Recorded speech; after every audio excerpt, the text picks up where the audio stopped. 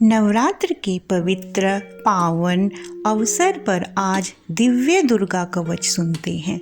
दुर्गा कवच सुनने मात्र से समस्त मनोकामनाएं पूर्ण होकर सभी विघ्नों का नाश होता है। ओम चंडिका देवी को नमस्कार है।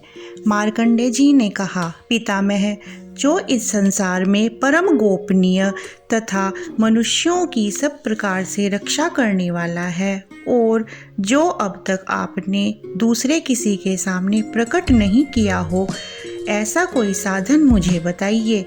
ब्रह्मा जी बोले, ब्रह्मांड, ऐसा साधन तो एक देवी कवच ही है, जो गोपनीय से भी परम गोपनीय, पवित्र तथा संपूर्ण प्राणियों का उपकार करने वाला है। महामुने, उसे श्रवण करो। देवी की 9 मूर्तियां हैं, जिन्हें नवदुर्गा कहते हैं। उनके पृथक पृथक नाम बतलाए गए हैं।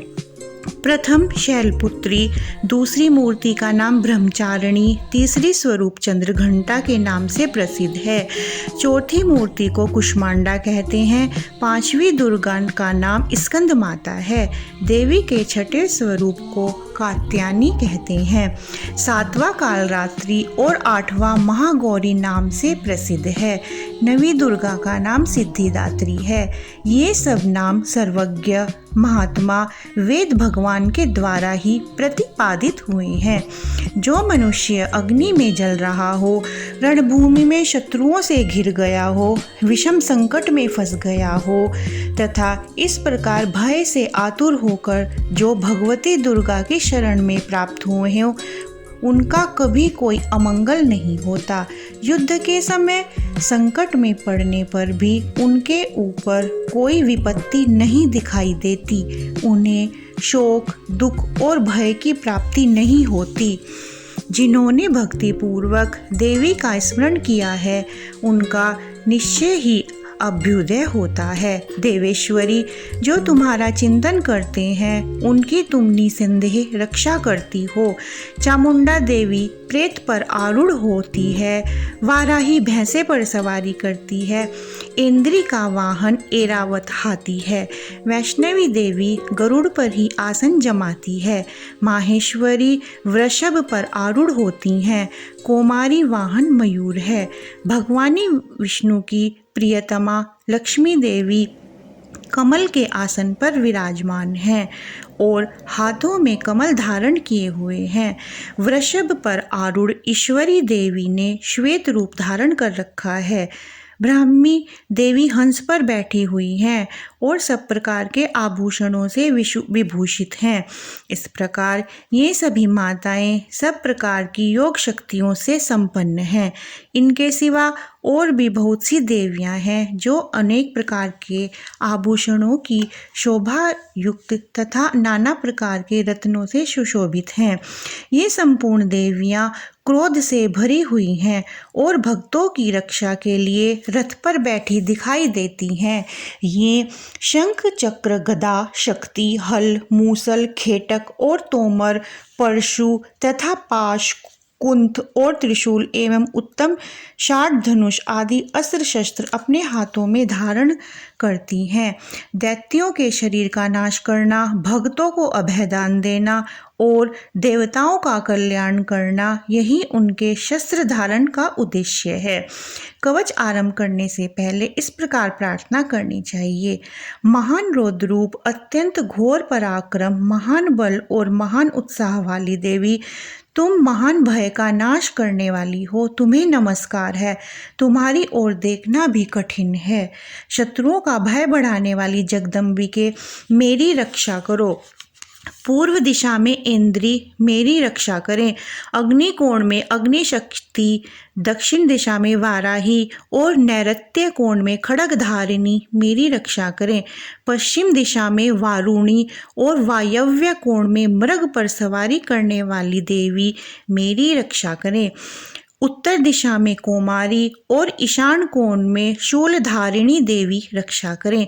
ब्रह्माणी, तुम ऊपर की ओर से मेरी रक्षा करो और वैष्णवी देवी नीचे की ओर से मेरी रक्षा करें। इस प्रकार शव को अपना वाहन बनाने वाली चामुंडा देवी दसों दिशाओं में मेरी रक्षा करें। जया आगे से और विजया पीछे की ओर से मेरी रक्षा करें। वाम भाग में अजीता और दक्षिण भाग में अपराजिता रक्षा करें। उद्योतिनी शिखा की रक्षा करें। उमा मेरे मस्तक पर विराजमान होकर रक्षा करें। ललाट में मालाक्षी रक्षा करें और यशस्विनी देवी मेरी भौहों का संरक्षण करें।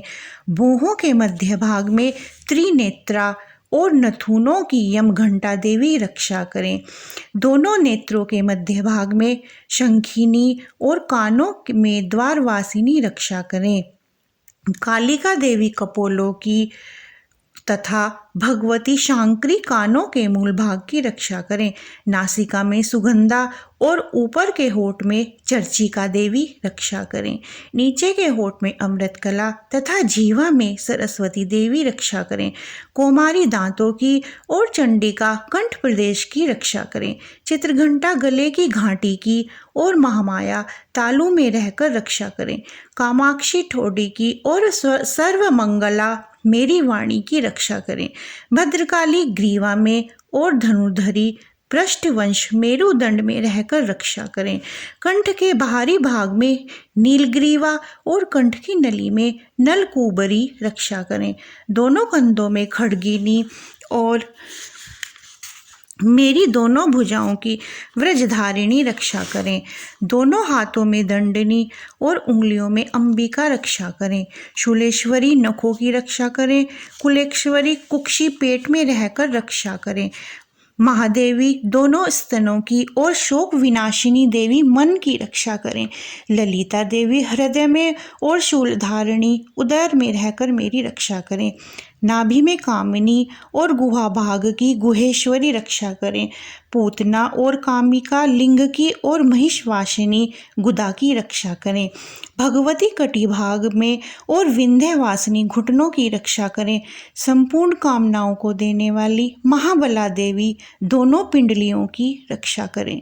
नारसिंगी दोनों घुट्टियों की और तेजसी देवी दोनों चरणों के पृष्ठ भाग की रक्षा करें। श्रीदेवी पैरों की उंगलियों में और तलवासिनी पैरुओं के तलुओं की रक्षा करें। अपनी दाढ़ी के कारण भयंकर दिखाई देने वाली दृष्ट कराली देवी नखों की और ऊर्ध्वकेश्वरी देवी केशों की रक्षा करें। कोमावलियों के छिद्रों में कोबेरी और त्वचा की बागीश्वरी देवी रक्षा करें। पार्वती देवी के रक्त मज्जा वसा मांस हड्डी और मेद की रक्षा करें। आंतों की कालरात्रि और पित्त की मुकेटेश्वरी रक्षा करें। मूलाधार आदि कमल कोशों में पद्मावती देवी रक्षा करें और कफ में चूड़ामणि स्थित होकर रक्षा करें। नख के तेज की ज्वालामुखी रक्षा करें। जिसका किसी भी अस्त्र से भेदन नहीं हो सकता वह अभेदा देवी शरीर की समस्त संधियों में रहकर रक्षा करें। ब्रह्माणी आप मेरे वीर्य की रक्षा करें। छत्रेश्वरी छाया की तथा धर्मधारिणी देवी मेरे अहंकार मन और बुद्धि की रक्षा करें। हाथ में व्रज धारण करने वाली व्रजहस्ता देवी मेरे प्राण अपान व्यान उदान और समान वायु की रक्षा करें। कल्याण से सुशोभित होने वाली भगवती कल्याण शोभना मेरे प्राण की रक्षा करें। रस रूप गंध शब्द और स्पर्श इन विषयों का अनुभव करते समय योगिनी देवी रक्षा करें तथा सत्वगुण रजोगुण और तमोगुण की रक्षा सदा नारायणी देवी करें। वाराही आयु की रक्षा करें। वैष्णवी धर्म की रक्षा करें तथा चक्रिणी चक्र धारण करने वाली देवी यश कीर्ति लक्ष्मी धन तथा विद्या की रक्षा करें। इंद्राणी आप मेरे गोत्र की रक्षा करें। चंडिके तुम मेरे पशुओं की रक्षा करो, महालक्ष्मी पुत्रों की रक्षा करें और भैरवी पत्नी की रक्षा करें। मेरे पथ की सुपथा तथा मार्ग की क्षेम करी रक्षा करें। राजा के दरबार में महालक्ष्मी रक्षा करें तथा सब ओर व्याप्त रहने वाली विजया देवी संपूर्ण भयों से मेरी रक्षा करें। देवी, जो स्थान कवच में नहीं कहा गया अतएव रक्षा से रहित है, आप वह सब तुम्हारे द्वारा सुरक्षित हो, क्योंकि तुम विजयशालिनी और पापनाशिनी हो। यदि अपने शरीर का भला चाहे तो मनुष्य बिना कवच कहे एक पग भी न जाए, कवच का पाठ करके ही यात्रा आरंभ करे। कवच के द्वारा सब ओर से सुरक्षित मनुष्य जहाँ जहाँ भी जाता है वहाँ वहाँ उसे धन लाभ होता है तथा संपूर्ण कामनाओं की सिद्धि करने वाली विजय की प्राप्ति होती है। वह जिस जिस अभिष्ट वस्तु का चिंतन करता है उसको निश्चय ही प्राप्त कर लेता है। वह पुरुष इस पृथ्वी पर तुलना रहित महान ऐश्वर्य का भागी होता है।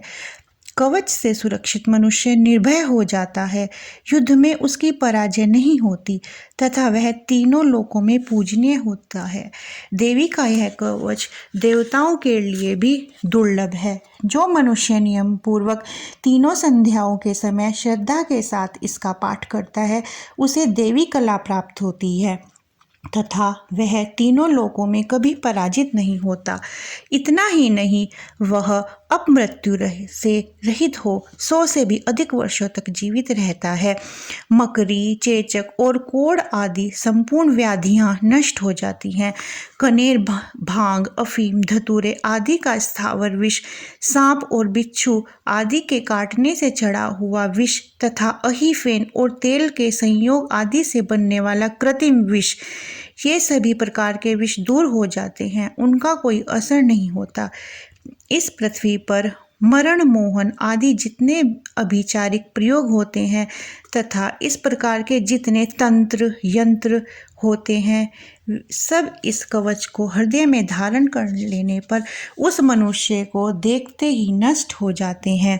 ये ही नहीं, पृथ्वी पर विचरने वाले ग्राम देवता, आकाशचारी देव विशेष, जल के संबंध से प्रकट होने वाले गण, उपदेश मात्र से सिद्ध होने वाले निम्न कोटि के देवता, अपने जन्म के साथ प्रकट होने वाले देवता, कुल देवता, माला, कंठमाला आदि, डाकिनी, शाकिनी, अंतरिक्ष में विचरने वाली अत्यंत बलवती भयानक डाकनियाँ, ग्रह, भूत, पिशाच, यक्ष, गंधर्व, राक्षस, ब्रह्मा राक्षस, बेताल, कुष्मांड और भैरव आदि अनिष्टकारक देवता भी हृदय में कवच धारण किए रहने पर उस मनुष्य को देखते ही भाग जाते हैं। कवचधारी पुरुष को राजा से सम्मान वृद्धि प्राप्त होती है। यह कवच मनुष्य के तेज की वृद्धि करने वाला और उत्तम है। कवच का पाठ करने वाला पुरुष अपनी कीर्ति से विभूषित भूतल पर अपने सुयश के साथ साथ वृद्धि को प्राप्त होता है। जो पहले कवच का पाठ करके उसके बाद सप्तशती चंडी का पाठ करता है, उसकी जब तक वन, पर्वत और कानूनों सहित यह पृथ्वी टिकी रहती है तब तक यहाँ पुत्र, पौत्र आदि संतान परंपरा बनी रहती है। फिर देह का अंत होने पर वह पुरुष भगवती महामाया के प्रसाद से उस नित्य परम पद को प्राप्त होता है जो देवताओं के लिए भी दुर्लभ है। वह सुंदर दिव्य रूप धारण करता है और कल्याण में शिव के साथ आनंद का भागी होता है। देवी कवच संपूर्ण हुआ।